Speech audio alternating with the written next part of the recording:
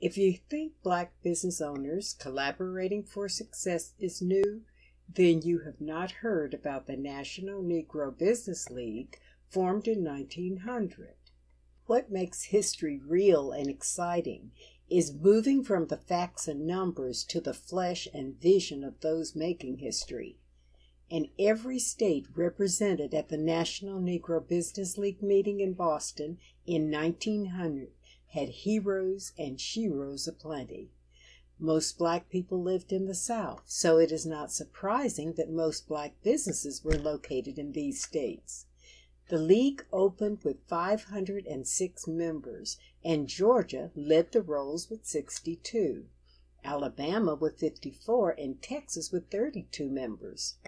Boston, Massachusetts hosted the first meeting and had 36 members represented.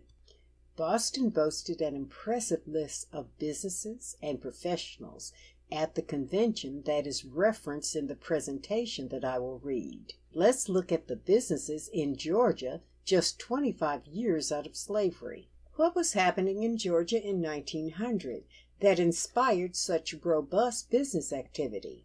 I recall that Georgia was the dreaded down south that slaves were threatened with being sold to, where they were worked to death.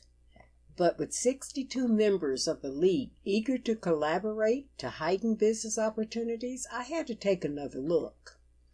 I found grocers, barbers, tailors, merchants, builders, a contractor, landscape gardener, carpenter, plumber, pawnbroker, cafe owners, and of course the professionals, doctors, dentists, attorneys, pharmacists, and insurance agencies. The convention called upon one gentleman from Macon, Georgia, to talk about businesses there. Mr. W.O. Emery owned a funeral home in Macon. This is his presentation in its entirety. Bear in mind, when you hear the money numbers that he recites, that in 1900, $1 then has the equivalent value of $30 today. You do the math. Negro Business Enterprise, Remarks of Mr. W.O. Emery, Macon, Georgia. Gentlemen of the convention, pardon me, ladies and gentlemen of the convention, and ladies and gentlemen of Boston. It is with no small degree of satisfaction that I come before you this morning to speak to you with reference to the business interests of the Negro in and about Macon, Georgia. We feel a little embarrassment, it is true, in coming before a Boston audience to speak for ourselves in this relation.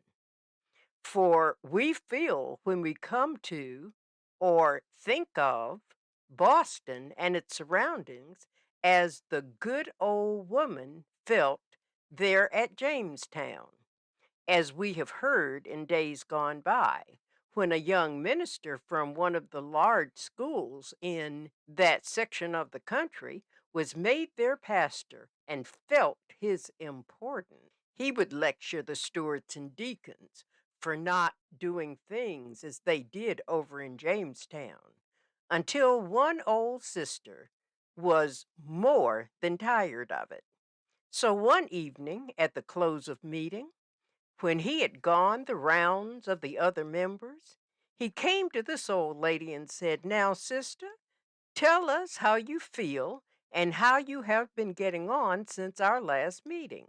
The old lady arose thereupon and said, "Well, sir, I'm feeling very badly tonight, and if I should die, I do not know whether I would go to heaven or not, but I hope, if I do not, the good Lord will let me stop by Jamestown." Laughter. So we feel that if we do not get into the other and better place when we leave the turmoil of our South land, we may be permitted to stop by Boston. Laughter and applause. I want to say first of all, ladies and gentlemen, that the Negro is doing some business in Macon, Georgia, as well as other parts of Georgia. You know that they have about 800,000 Negroes in Georgia, perhaps more than that.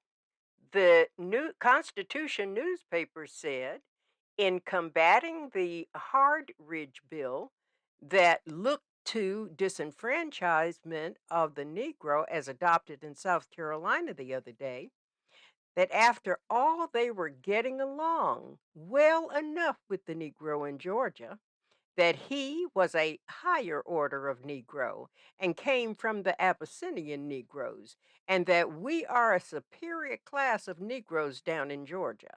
Applause. We're doing business down there and endeavoring to control our own affairs in a business way, believing the only road to wealth is that with intelligence and brains sufficient to do business in competition with the class of business we come in contact with, that we only need to get hold of our people and supply the needs for their consumption. Thereby, we expect to get wealth. We do not expect to find it in the Klondike or in the gold fields of Africa or the diamond fields of South Africa. The white man has all those. Our only hope is to get into the stores in the South and supply their needs for consumption of our people in our sections. It is the effort to supply this demand that has brought all these railroads into existence, which are bringing their burdens of humanity into this city and other cities. I came all these 1,500 miles to represent the Negro Businessman's League of Macon, and I here represent the Negro Businessmen of Macon, an organization that has an existence and is at work along those lines. I said to some friends when we got notice, yes, we will go. We have anticipated Mr. Booker T. Washington just 1 year in the local league, and we will go up and help in the organization of a national league and give our help in its work. We represent a community in the city limits of 15,000 white people and 13,000 Negroes. A large number of Negroes living just outside the limits give us 30,000 within a 6-mile radius of the steeple of our courthouse. We have in this community businesses of every kind operated by our own people. We have 25 men in the grocery business doing business on a capital of something like $15,000 or $20,000. Distributing this amount of money, I know, among so many is not great. Comparatively speaking, it is small, but in another view, it is a magnificent showing. We have in this community 45 shoe cobblers driving pegs in their little shops at their will and under their own control and managing themselves. Some of you young men in Boston who have a lot of money and are looking about perhaps across the seas to the Philippines or Cuba or Manila to invest it, come down to Georgia and open a shoe store and supply these 45 Negro cobblers with their needs. They use up an average of $3 a day, each one of them. That would give you a nice little income of 35% profit or $33 per week. We have a great many barbers. Indeed, we have almost a monopoly of the barbering business down there. I cannot give you the number. We do not have the time to get all that together as we wished. But aside from this, we have artisans. You know, the South is the place to go for Negro artisans. The Catholic Church being built on the corner of Washington Avenue and New Street, one of the finest buildings when it shall have been completed in the South. On the front of that building this morning, there was working side by side black men and white men, and the majority black men. And the reason they were there is because they are superior to any other people to do that work first class on the front of that magnificent building. Applause. We have also another class of artisans. We have a lot of carpenters, contractors, and builders all over the city, and they do almost all the work. We have at least 2,000 men in the railroad employ, from firemen down. We haven't got up to the conductor's point yet, but we have the firemen and brakemen earning $80 a month. You little thought we had such a job down there, did you? And that is not all. We will have lots of them. All of the railroads running in and out of Macon use mostly Negro labor, from firemen down. We have a great many colored in the factories, in the brickyards, in the smelting shops, and in the iron manufacturing establishments.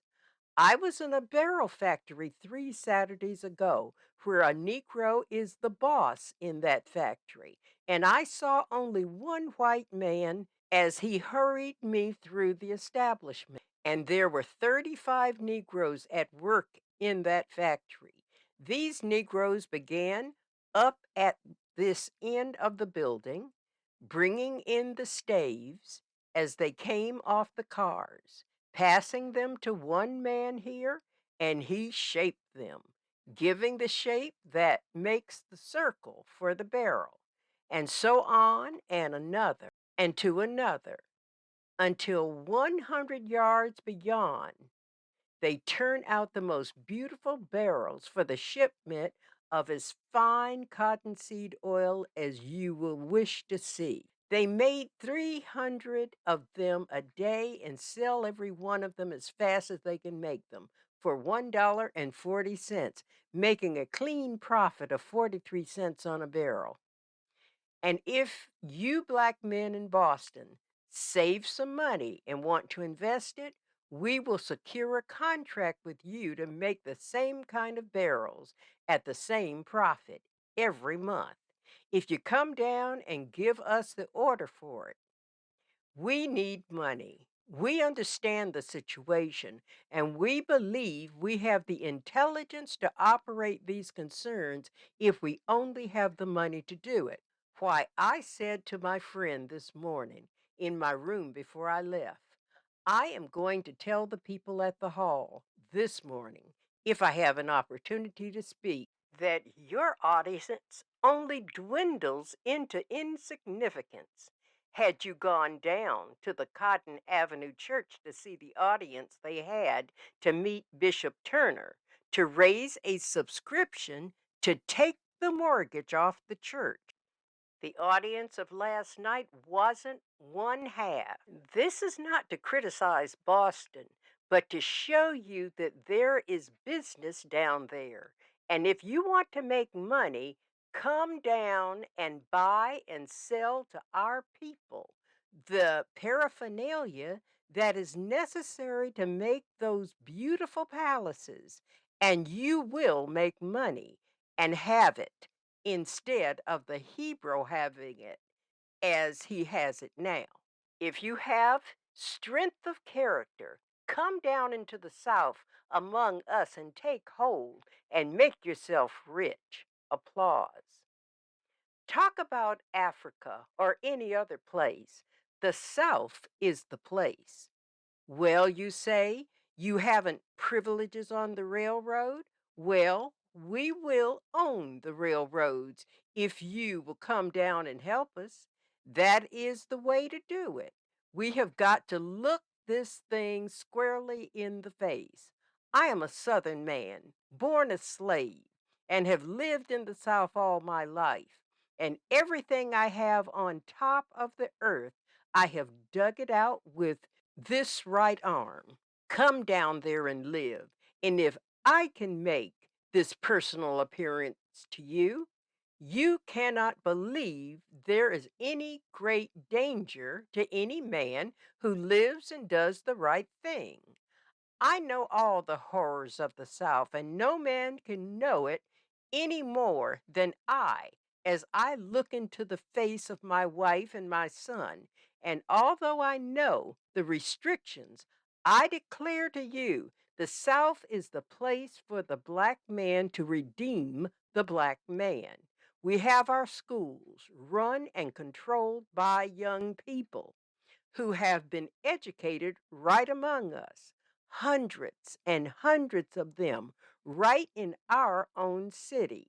And education is going forward. I have not said half I would like to say, but of course we cannot say it all. I want to speak particularly about our drug and dental business there, and then I will close. Mr. Beasley, my colleague who is present, owns, along with other gentlemen, a splendid establishment in the South. I heard the splendid establishment yesterday, but I do not think they came up with this. To that establishment worth $9,000 and doing business of $7,000 a year, they are employing our young people in this and are selling to our people their drugs. They do a colored business entirely. And there are a great many white doctors whose prescriptions come into this place. We are organizing societies down there. We have a fountain, sir, that has 600 members in it, and they have a sick committee who look after the members who fall ill and furnish their medicine. And I do not care whether it is a white physician who writes the prescription or a black one. That prescription finds its way into this drug store.